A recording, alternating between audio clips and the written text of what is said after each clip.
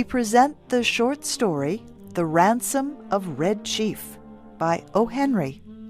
Here is Shep O'Neill with the story. It looked like a good thing.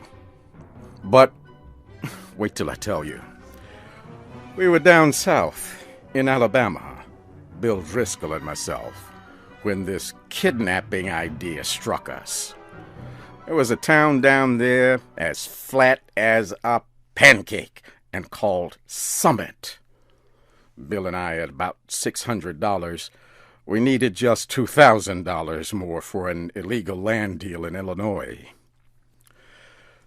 We chose for our victim the only child of an influential citizen named Ebenezer Dorset.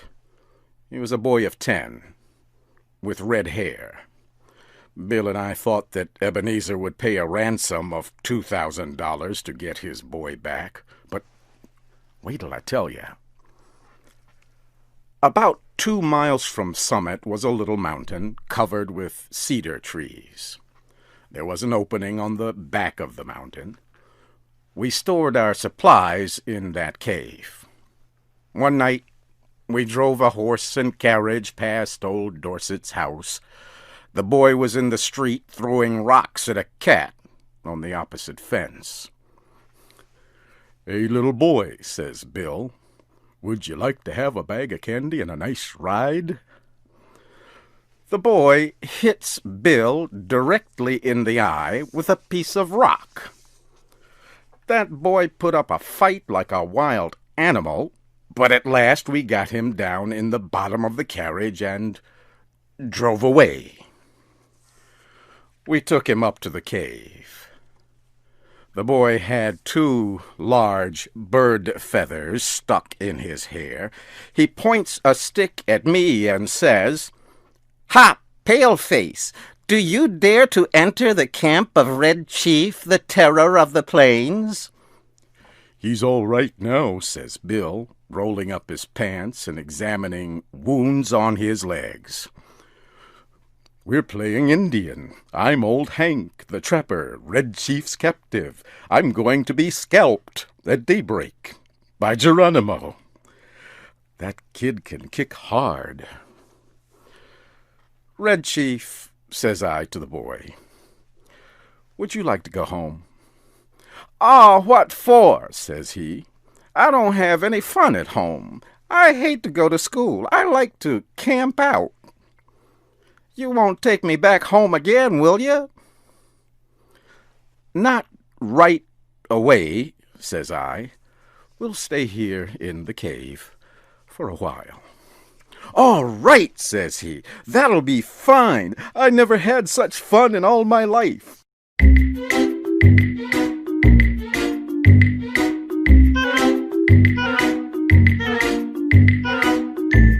We went to bed about 11 o'clock.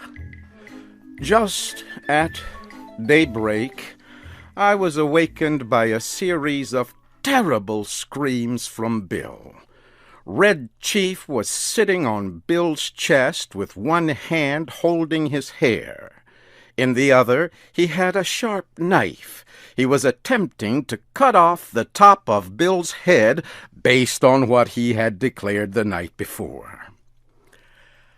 I got the knife away from the boy, but after that event, Bill's spirit was broken. He lay down, but he never closed an eye again in sleep as long as that boy was with us. "Do you think anybody will pay out money to get a little imp like that back home?" Bill asked. "Sure," I said. "A boy like that is just the kind that parents love. Now, you and the chief get up and make something to eat while I go up on the top of this mountain and look around." I climbed to the top of the mountain. Over toward Summit, I expected to see the men of the village searching the countryside, but all was peaceful. "Perhaps," says I to myself, "it has not yet been discovered that the wolves have taken the lamb from the fold." I went back down the mountain.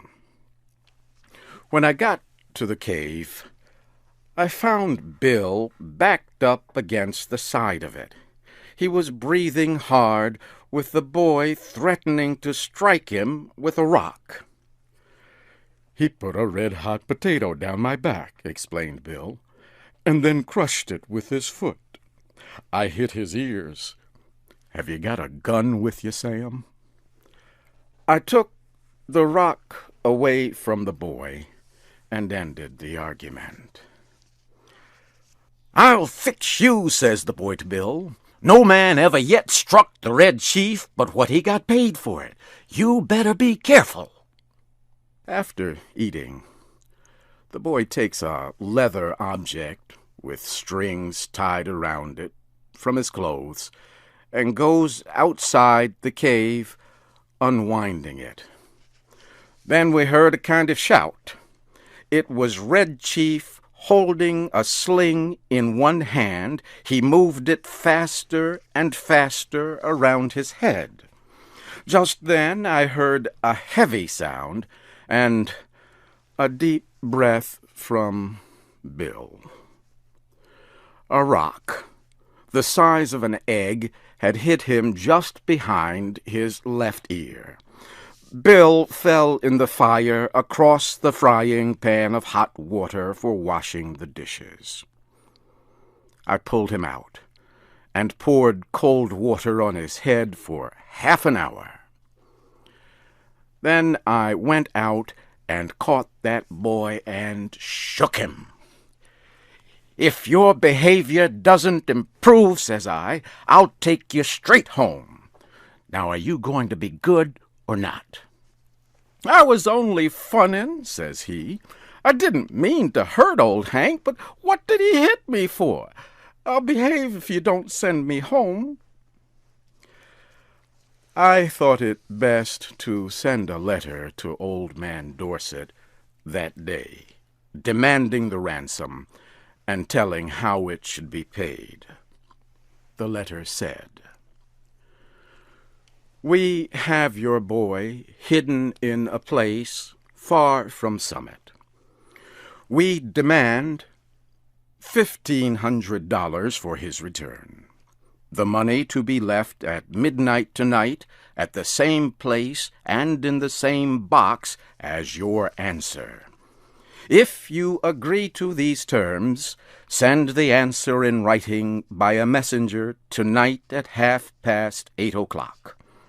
After crossing Owl Creek, on the road to Poplar Cove, there are 3 large trees.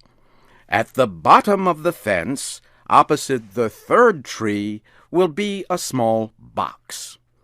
The messenger will place the answer in this box and return immediately to Summit. If you fail to agree to our demand, you will never see your boy again. If you pay the money as demanded, he will be returned to you safe and well within 3 hours." I took the letter and walked over to Poplar Cove. I then sat around the post office and store.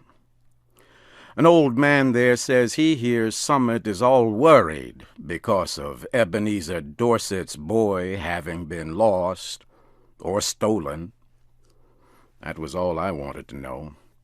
I mailed my letter and left. The postmaster said the mail carrier would come by in an hour to take the mail on to Summit.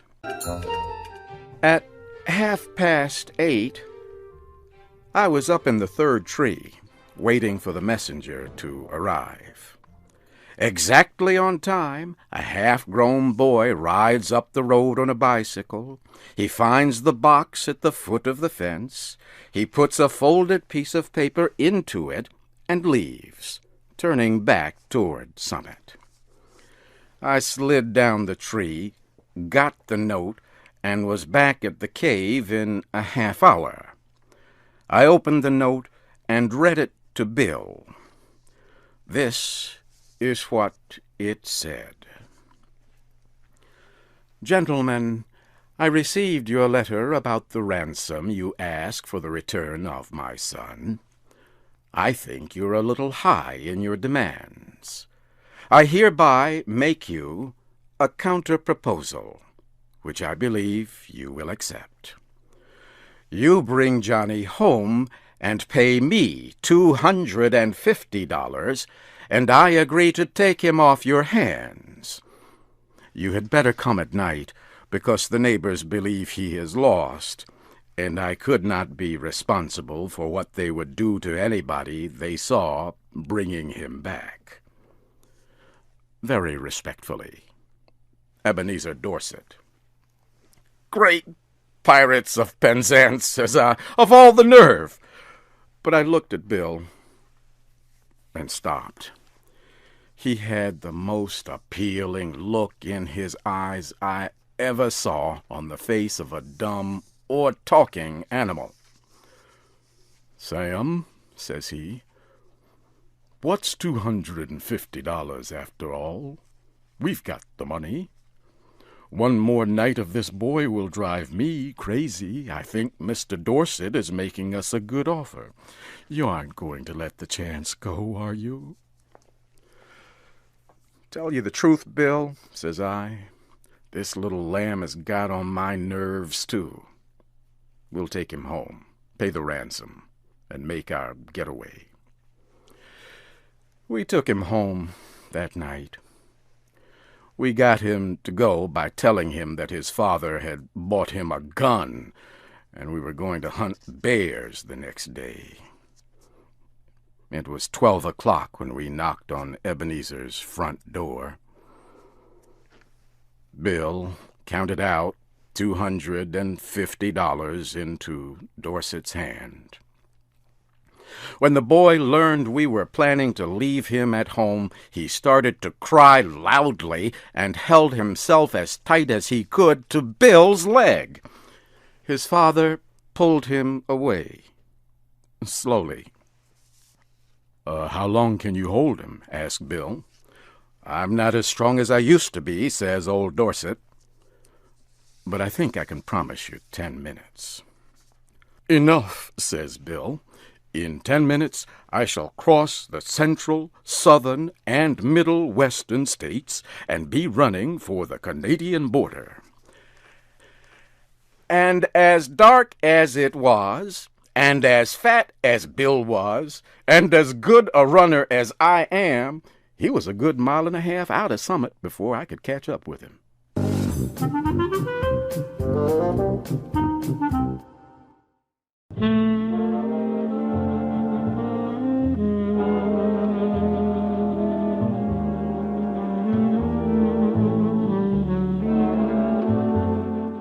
You have heard the American story, The Ransom of Red Chief, by O. Henry. Your storyteller was Shep O'Neill. This story was adapted by Shelley Gullist. It was produced by LaJuan Davis.